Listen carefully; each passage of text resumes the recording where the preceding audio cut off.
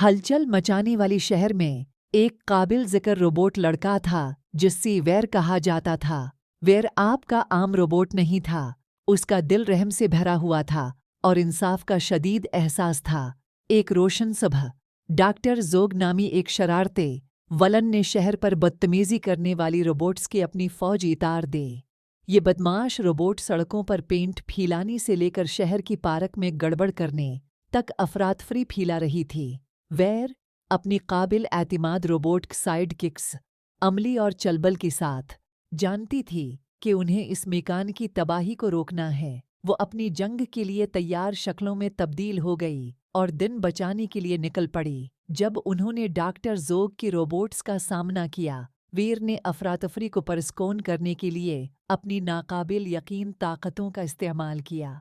उसके पास मशीनों को कंट्रोल करने की सलाहियत थी और उसने चंद तेज कमांडों के साथ उसने बदमाश रोबोट्स को उनकी गंदगी साफ करने और मुनासिब तरीके से बर्ताव करने पर मजबूर किया।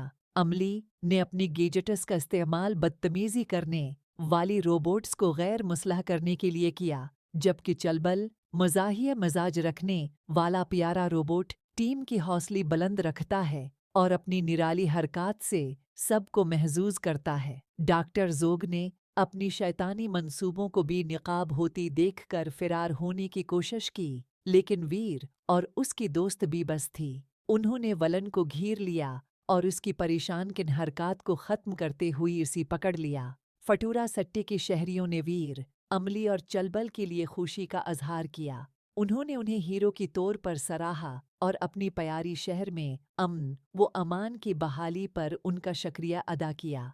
टीम वर्क, मेहरबानी और ज़िम्मेदारी के एहसास के साथ वेर, रोबोट लड़की और उसकी दोस्तों ने एक बार फिर साबित कर दिया कि शहर में हमेशा बुराई पर अच्छाई की फतह होती है। और इस तरह वेर का अफसाना रोबोट लड़का शहर भर के बच्चों को मुतासिर करता रहा, उन्हें दूसरों की मदद करने की अहमियत सिखाता रहा और चैलेंजों से भरी दुनिया में जो सही है इसके लिए खड़ा रहा।